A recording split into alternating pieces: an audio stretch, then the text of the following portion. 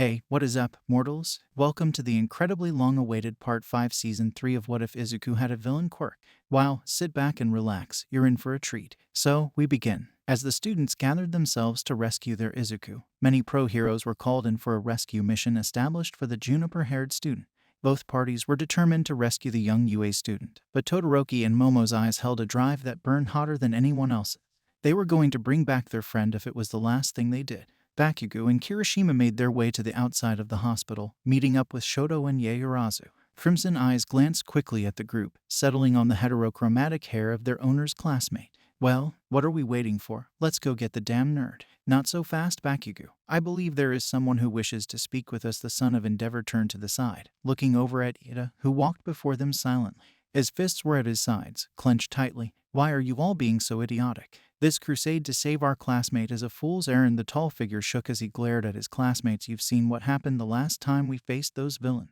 We could barely hold our own. What's the point of this ragtag rescue if all it does is kill us? Don't you realize it will just heap more blame and doubt on UA? Not to mention that I am our class rep. It's my job to make sure that all of my classmates are okay. That's the key word, isn't it, Ida? All of your classmates. A cold glare pierced the bespectacled teen as Todoroki walked towards him. Are you so quick to forget Izuku? One of the classmates who helped save you from Stain, who encouraged your desires as a hero. A classmate who could currently be undergoing some sort of torture so the villains can finally make him crack and influence him into joining the league. We won't able to do anything in a fight against. Who said we were going to fight them? All eyes moved to Yaoyorozu, who moved next to Shoto. A giant fight is more likely to kill us after all. The safest rescue, and the likeliest to succeed, is a stealthy one. We will hide our presence and be in and out. That is our goal. It is exactly the PL and Izuku would come up with. Tenya paused for several moments, trying to formulate a response or complaint, but found himself without anything to say. A minute passed before he finally gathered enough wits to make a last-minute decision. I suppose I cannot stop you, and your plan seems sound. Kirishima let out a sigh of relief at the Ingenium Legacy's words. However, I cannot be 100% sure you will stay true to your words, so I will follow you. I will be your watchman to make sure that you keep your word. A solemn nod came from the congregation of students around Ida, accepting his reason for coming. With their exchange done, the group inconspicuously made their way to a nearby train station, boarding a train that would take them as close to their target location as possible. The ride was awkwardly quiet, tension palpable in the air. Bakugo, are you sure you want to do this? Shoto's gaze met with the hot-tempered blonde. You and Izuku's relationship is far from optimal. We are going against the wishes of everyone and being incredibly selfish by doing this. You can bail out at any time. CCH, no, I can't. You damn icy hot. Katsuki's voice was shockingly quiet. If that damn nerd actually turns into a villain, it'll be my fault. I never helped him, just ridiculed him. How the hell can I call myself a hero if I am the cause of a villain's creation? No other questions were asked, the train car going straight back into silence. They finally reached their stop, entering the Kamino ward. Todoroki was prepared to immediately head towards the location of the chip they were tracking, only to be stopped by Momo. She reminded everyone that the villain knew what they looked like, meaning they would need to be smart to avoid notice. One thing led to another, and the group, including a very angry Bakugo, were disguised, at least as best as they could do with the store they had gone to buy them. If one of you ever says anything about this to anyone, I'll kill you. Obviously, Katsuki was not fond of the outfit he was forced into.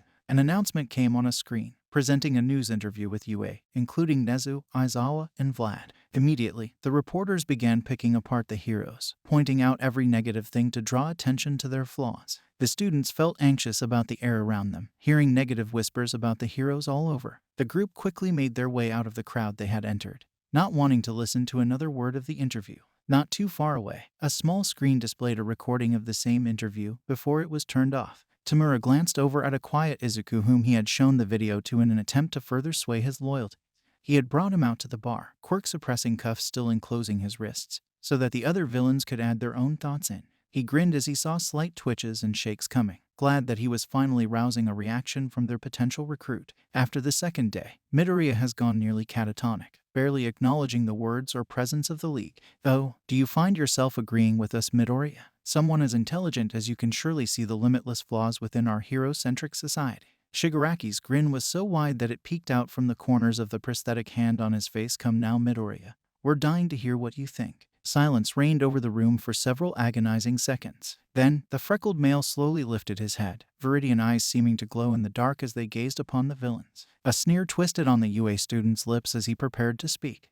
I'll admit it. You have a point. The felons around him instantly perked up. I've always hated our society, being degraded and looked down upon by people because of my quirk. I hate it. The heroes don't do anything about it either. They claim to want to help, but they haven't done anything to stop the hypocrisy of our society. Ah, what a refreshing point of view. My.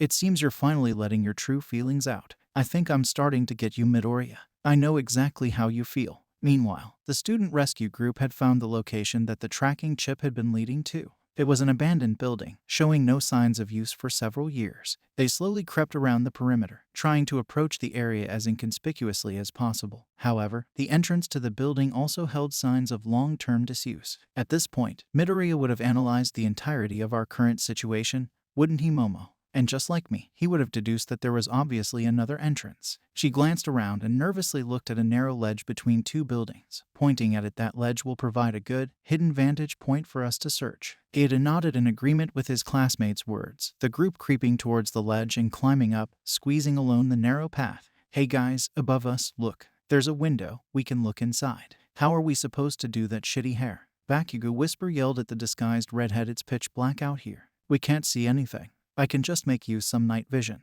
Already covered, Momo. Everyone turned to see Todoroki brandishing an expensive brand of night vision goggles.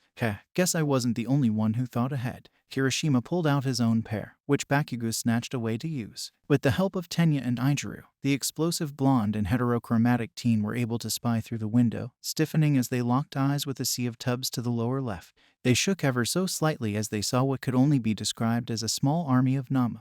This building is a damn breeding ground for those freaks. Damn it, Ponytail. That Namu you tagged is here, but Deku probably isn't. The girl sagged against the wall, clenching her fist. She had so desperately hoped that her friend was here, that they could rescue him. The two students looking through the window were so invested in their search, they didn't notice a giant, glove-covered hand picking up a truck until it slammed down onto the building. Izuku had been released from his cuffs, allowing his quirk to work once more. He let out a few experimental puffs of his gas but did not attack the villains. A deranged look seemed to glint in his eyes as he looked towards Tamura. So then, leader, what is it that I'll be doing to help the League? Shigaraki's face held a large amount of self-satisfaction as he moved closer to their recruit. He began speaking to his master and the rest of the League, using Midoriya as proof of the fragility of the system of heroes. He was cut off by a knock on the back door, announcing a pizza delivery. Confusion was the only emotion felt in the room before one of the walls caved in, the figure of All Might charging straight through. Behind him, Kamui Woods sent out a capture attack, entangling all the villains. Gran Torino, a veteran hero, assisted in knocking out one of the belligerent villains attempting to burn away the binds. Izuku's head snapped around, facing his hero course teacher. You haven't captured us all yet. Isn't that right? Midoriya glowing blue eyes locked onto their student as a whisper left the young man's lips. Toshinori's eyes widened before narrowing in anger, grabbing Izuku's arms as he thrust them out, ready to release his neurotoxin, and turning them towards the League. The attack was quickly stemmed by the juniper-haired teen so he didn't attack his new allies. I see that you've managed to temporarily brainwash my student. You're more devious than I previously thought. Tamura Shigaraki, the symbol of peace, seemed to quiver with rage as he held his struggling, wayward student. Seeing no way out of it, the teal-haired lunatic called out for Kurogiri to open a rift. The man's shape blurred for a second, only for him to cry out in pain as the pro-hero Edgeshot appeared, using his quirk to take the misty villain out of commission. The number one hero also dismissed Tamura's threat of the Namu, having already had pros dispatched to take out the lab in which they had been stored. The League's leader seemed to deflate entirely, gripping his fists where they were forced at his side. He refused to meet the eyes of the symbol of peace as Midoriya valiantly struggled against his strong grip. The ensnared villain had given up hope when a sea of portals, different from the ones Kurogiri created, opened within the building, Namu slowly crawling out from the inkai grayness that rippled in the air. One of them charged All Might, forcing him to release his student to block the attack. In that single second that the hero was forced to release the freckled adolescent, another rift tore open the space behind Izuku and swallowed him up, whisking him off somewhere. Shock and anger shone in the luminary's eyes as he delivered a serious blow against the Namu, knocking it through several walls. He turned his head to glance at the police force and pro-hero backup that accompanied him, only to see that they were already fighting off the monstrous creatures that crawled out of the portals. All Might looked into the distance, where the Namu facility was supposed to have stood, and noticed a large cloud of dust and buildings tilted outwards. The area around the facility was decimated. The 5-student squad that set out to save Izuku was currently all frozen in horror, hiding behind a piece of rubble. A single man floated in the air, talking idly of the uselessness of heroes. He held such a powerful aura that the students could hardly breathe. This one villain was powerful enough to take out several pro heroes and the small army of armored police enforcers. Shoto peeked over the concrete, seeing the fiend hold his hand out, opening a rift where a familiar head of juniper-colored hair fell out.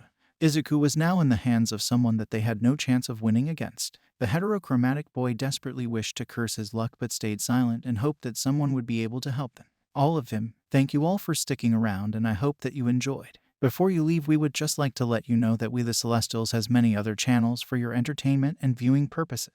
All the information you'll need is right below here in the description, so feel free to check out all the other incredible projects our team creates. Secondly, on behalf of We the Celestials, I'd like to thank everyone involved in the production of today's awesome content. Their details will be in the description below. That's all for today's video, so goodbye and have a divine day.